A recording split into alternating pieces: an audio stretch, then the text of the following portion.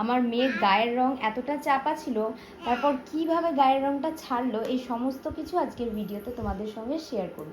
ঠিক তারপরেই আমি যখন দেখি ওর গায়ের রংটা আস্তে আস্তে চাপতে থাকে এবং এক পর্যায়ে গিয়ে অতিরিক্ত গায়ের রংটা কালো হয়ে যায়, এবং আমি এখনো পর্যন্ত, ওর বয়স হচ্ছে 1 বছর 1 মাস, সেই 2-2.5 মাস থেকে আমি এটা ইউজ করাই।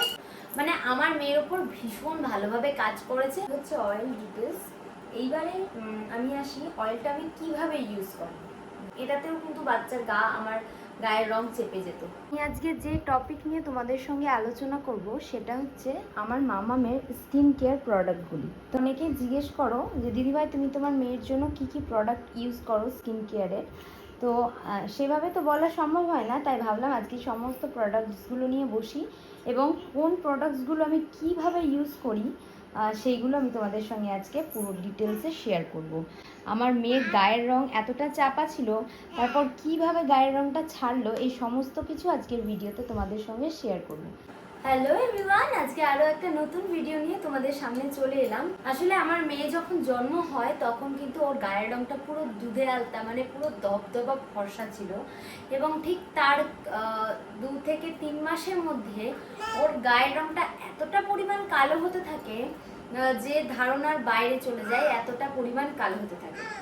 তারপর আমি কিন্তু ডক্টর কনসাল্ট করি, সব কিছু রিসার্চের মাধ্যমে এবং সব কিছু আমার মেয়ের ওপর অ্যাপ্লাই করে আমি ভীষণ ভালো ফলাফল পেয়েছি। আমরা অনেকেই আমার কাছে রিকোয়েস্ট করো এটা জানার জন্য যে দিদিভাই তোমার বেবির গায়ের রংটা এতটা চাপা ছিল, হঠাৎ করে তুমি কিভাবে ঠিক করলে। দেখো, হঠাৎ করে তো কোনো কিছু হয় না।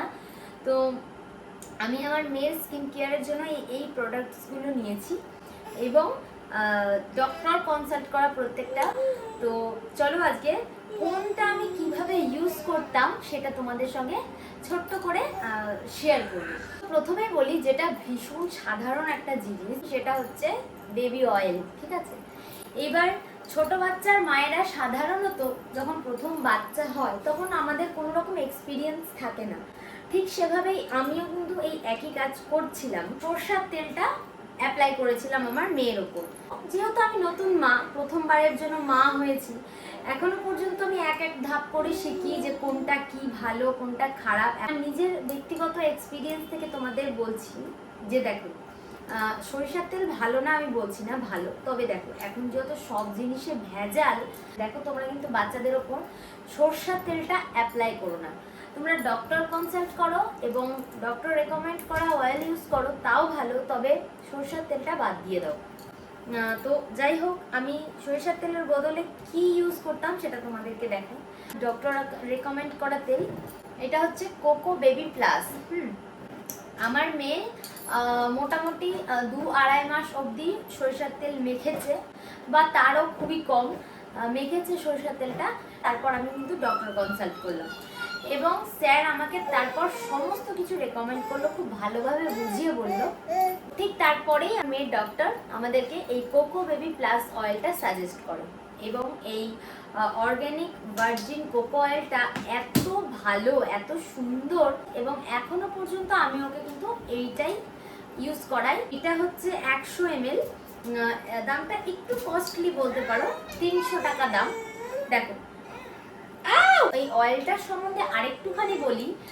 যেহেতু দেখো কোম্পানি কিন্তু একটাই, বাট কোকো বেবি প্লাস বডিটা চেঞ্জ করেছে, মানে কোম্পানি সব কিছু এক, শুধু বডিটা চেঞ্জ করে এইটা ছিল, তার বদলে এখন এইটা হয়েছে। যদি কেউ ইউজ করতে চাও তাহলে অবশ্যই এখন এই বোতলটা পাওয়া যাচ্ছে, এইটা নিয়ে নেবে। এইটার সম্বন্ধে কিছুটা বলি। আমি ওকে প্রথম থেকেই 2 বার করে তেলটা মাখাতাম, ওই সকালবেলা স্নানের টাইমে একবার, আর ওই বিকেল সন্ধ্যার দিকে একবার মাখাতাম।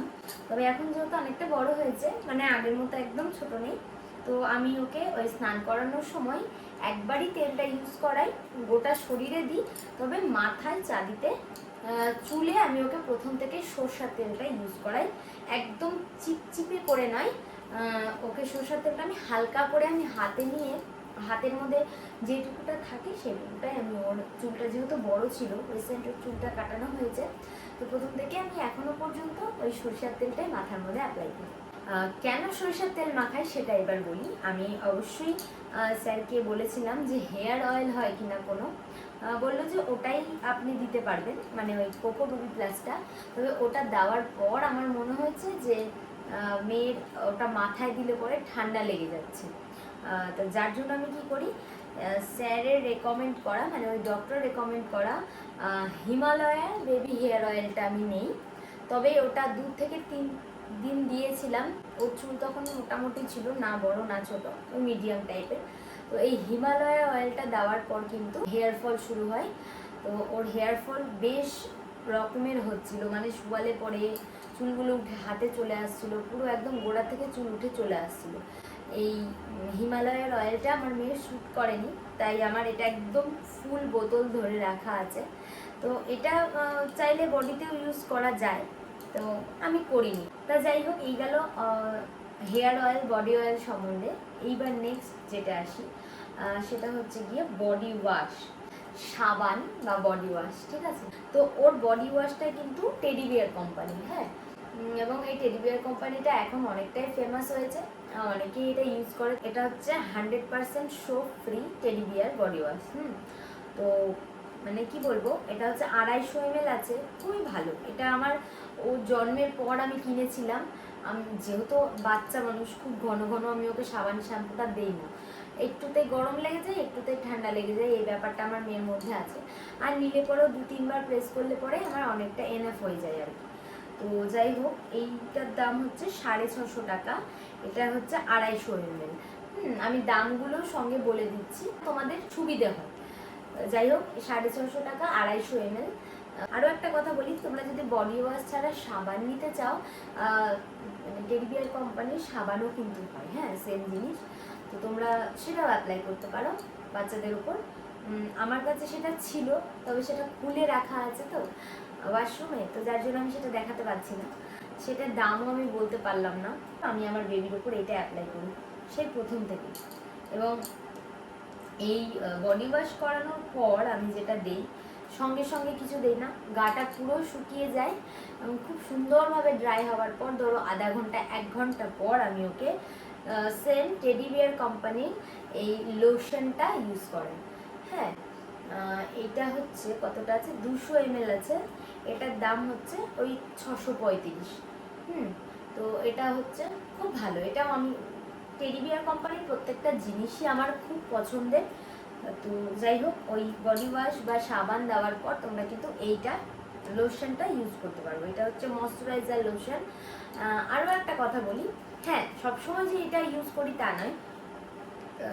বডি ওয়াশ দেওয়ার পর ড্রাই হওয়ার পর 1 ঘন্টা 8 ঘন্টা, অথবা সকালে ওয়াশ করালে পরে বিকেলবেলা আমি কিন্তু ওই অয়েলটাও ইউজ করে থাকি, মানে তেলটাও মাখাই। সবসময় যে লোশনটা মাখাই তা না। এবার লোশনটা কখন কখন অ্যাপ্লাই করি একটু বলি। ধরো কোনো দিন ওর ঠান্ডা লেগে আছে, আমি ওই দিন, বা মেঘলা মেঘলা ওয়েদার, ওই দিন আমি স্নান করালাম না, তখন কি করি, কোনো দিন তেল মাখিয়ে দিই। আবার কখনো আমার ধরো মনে হয় যে না, এখন তেল মাখানো ভালো লাগছে না, বা আমার ইচ্ছে করছে না, বা ওর ভালো লাগছে না, মাখাতে দিচ্ছে না, এরকম কিছু মানে সিচুয়েশন আসে, তখন আমি চট করে এই বডি লোশনটা ওর উপর অ্যাপ্লাই করে দিই। ঠিক গেল হচ্ছে বডি ওয়াশ গেল, লোশন গেল, হেয়ার অয়েল, বডি অয়েল। ও আচ্ছা, এটা বলি, জনসনটা নিয়েছিলাম, হ্যাঁ, তেলটা, অয়েল, জনসনের পাউডার নিয়েছিলাম, এবং এটা ভীষণ চিটপিটে, আমার একদম মানে কি বলবো, ভীষণ ভারী এই অয়েলটা, আমার ভালো লাগে না, চ্যাট করে পুরো গায়ের মধ্যে। আমি যে অয়েলগুলো বেবিকে মাখাই, মানে এই কোকো বেবি প্লাসটা আর এইটা, মানে তোমাদের যদি এটা থেকে থাকে এই জনসন বেবির অয়েলটাতে, গায়ের রং চেপে যেত, আর ভীষণ মানে চ্যাট করতো। গরমের দিনে তো একদমই দেওয়া যেত না। তো এতটা আমি কিভাবে শেষ করেছি, আমি তো প্রথমে জানতাম না। তো ডক্টরের কাছে শোনার আগে আমি এই বেবি অয়েলটা নিয়ে আসি, মানে ও যখন জন্মায় তখনই ওর বাবা পুরো গিয়ে নিয়ে চলে এসেছিল জনসনের সমস্ত ব্যাগ বড় বড়। তো আমি তো জানতাম না, এতটা প্রায় শেষ করে দিয়েছিলাম। তারপর দেখছি না, মেয়ের গায়ের কালার চেপেই যাচ্ছে, তখন আমি একটু স্যারের সঙ্গে কনসাল্ট করি, তখন এটা দেয়। তো তোমাদের যদি এইটা থেকে থাকে, এটা তোমাদের ভালো না লাগে, এটা ইউজ করবে, তখন দুটো নিয়ে দেখবে হাতে, তোমরাই বুঝতে পারবে কতটা মানে কি বলবো ভারী তেলটা। তো এটাও আমার মেয়ে শ্যুট করেনি, তাও এটাই ধরা আছে। তো আর এই জনসনের পাউডারটা ইউজ করতাম, মাঝখানে শুনতে পেলাম জনসন নাকি কি বলবো, আমি আর কিছু বলতে চাইছি না। মাঝখানে শুনলাম জনসন বেবিদেরকে ইউজ করানো ঠিক না, যার জন্য আর কি আমি কোনো জনসনের সমস্ত প্রোডাক্ট বাদ দিয়ে দিই এবং তারপর আবারও স্যার সমস্ত কিছু আমাকে লিখে দেয়। যেমন আমি পাউডারের মধ্যে এখন হিমালয়ের পাউডারটা ইউজ করাই, এটা ভীষণ ভালো, হিমালয় কোম্পানিটাও ভীষণ ভালো। এবং আমি আমার মেয়েকে হিমালয়ের ক্রিম, ফেসে যে ক্রিমটা অ্যাপ্লাই করি মেয়ের, সেটা হচ্ছে এই হিমালয়ের, এটা করতাম। তবে কি আমি মাঝখানে দেখলাম যে ঠান্ডা পড়লো, তখন দেখলাম যে মেয়ের স্কিনটা পুরো হিমালয়াটা দিলে পরেও ফেটে যাচ্ছে। আগে তো জনসনেরটা ইউজ করতাম, তারপর তো বাদ দিয়ে দিলাম, হিমালয়াটা নিয়ে এলাম। তো এটাও বেশ দু তিনটে শেষ করেছে ও। তারপর এই শেষেরটাও প্রায় শেষ হয়ে এসেছে, একটু আছে। তারপরে ঠান্ডা পড়ে গেল, দেখলাম যে ওর পুরো গালগুলো ফাটতে ধরছে, তো ফেটে ফেটে কেমন লাল লাল হয়ে যাচ্ছে। তখন আমি ওর ফেসে যে ক্রিমটা অ্যাপ্লাই করি এখন, সেটা হচ্ছে মামা আর্থের ক্রিমটা। অ্যাকচুয়ালি ওটা আমি তোমাদেরকে দেখাতে পারছি না, কারণ খাটের তলে ওটা ফেলে দিয়েছে। তো যাই হোক, আমি এখন ওকে মামা আর্থেরটা ইউজ করাই এবং ওটা ভীষণ সুন্দর। ওই ঠান্ডাতে ওটা অ্যাপ্লাই করতাম, তো দেখতাম যে তারপর থেকে আর গালটা ফাটতো না, ভীষণ সফট এবং সবসময় ময়শ্চারাইজ করে রাখি। এই গেল।